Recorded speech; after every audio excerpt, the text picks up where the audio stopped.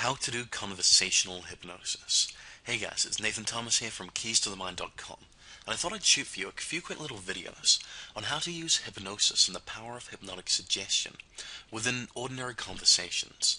This will be part of a 4-video series on conversational hypnosis, starting with how to do conversational hypnosis today. In a couple of days I'll shoot you a video on the power of hypnotic language patterns, which are a freakishly powerful persuasive tool.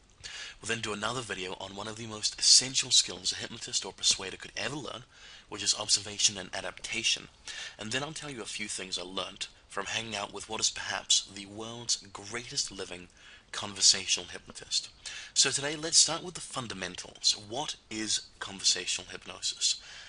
Once upon a time, when I was traveling in England last year, I was in a really interesting location, quite an old city, a couple of hours outside of London, sitting outside an old abbey, ancient stone building, like over 1,000 years old, which from a young country like New Zealand, where I'm from, is truly quite stunning.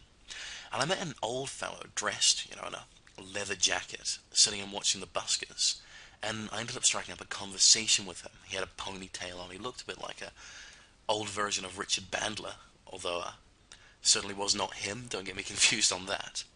And he told me a story that he said was true. I didn't entirely believe him, but it was a fantastic story nonetheless, that in his youth, a long time ago, he used to smuggle things like tobacco and such like from Africa into England. And when he was coming through Heathrow, this was back before the days of the fear of terrorism and increased air security, he'd wheel his trolley of contraband goods past the customs security men by observing one critical thing, that all the customs men, as they stood in the international airport trying to catch smugglers and people passing through illicit goods, were all gazing out into the distance trying to catch people who were slipping by them. So, the person I met claimed to have just walked directly in front of them, within 1 or 2 feet of them. The customs guards were looking out into the distance, he slipped through within a few feet of them and got away totally uncaught. Now, this is a story that legitimately was told to me. I'm not sure whether he was just having a laugh or not, but either way, it illustrates a fantastically important point.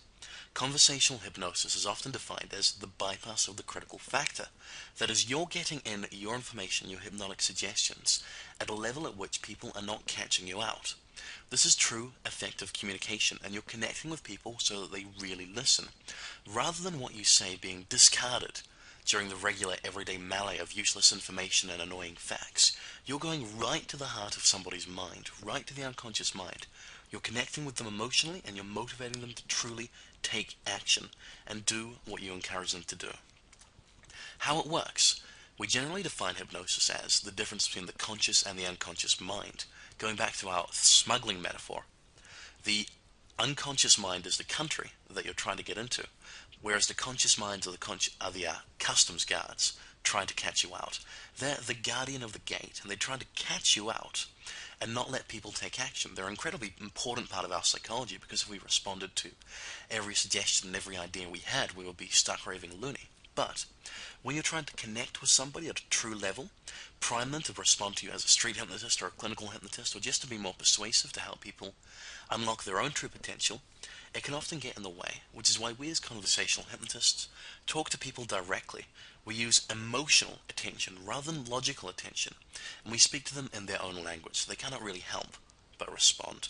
This is why it's incredibly important that you only use this ethically and for things that will truly help somebody get over problems and motivate them towards success, only in the best interest of all parties involved, and believe me, this will help you out in the long term as well.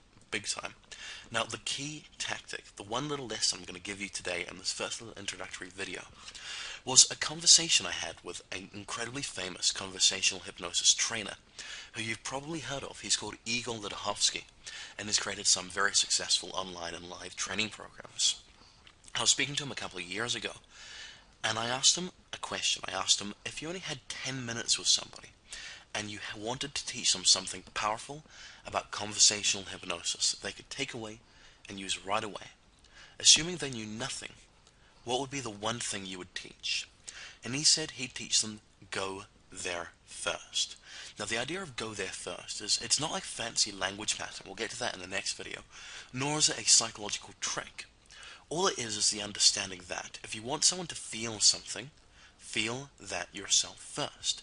If you want to make someone feel happy or excited, feel excited yourself first. If you want to make somebody focus on something, focus yourself.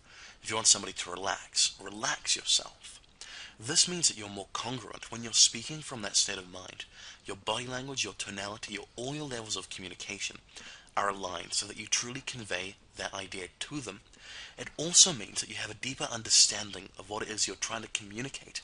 When you're feeling happy, you understand happiness, so the language you use will flow more naturally from that. It means that you trust your unconscious mind, and rather than flailing in the breeze for fancy words and language, you lead naturally. It's like when you're telling your best friend about what happened to you that day or an interesting story that you had at work. You don't need to flounder around for the words. You don't need to think about what you're going to say. The story leads you. You are led by the emotions of the story. Therefore, you're at your best, you're at your most genuine, you're at your most authentic. That is the power of go there first. So keep that in the back of your mind. We'll be building on that in future videos. For now, do remember that one simple tactic and keep your eyes peeled for the next video in a couple of days' time. Follow us on the blog at keystothemind.com and check out facebook.com/thekeys-to-the-mind for more updates. Also, make sure you're on the free newsletter if you're not already. This is Nathan Thomas from keystothemind.com. Thank you very much for watching and listening, and I'll be catching you again soon.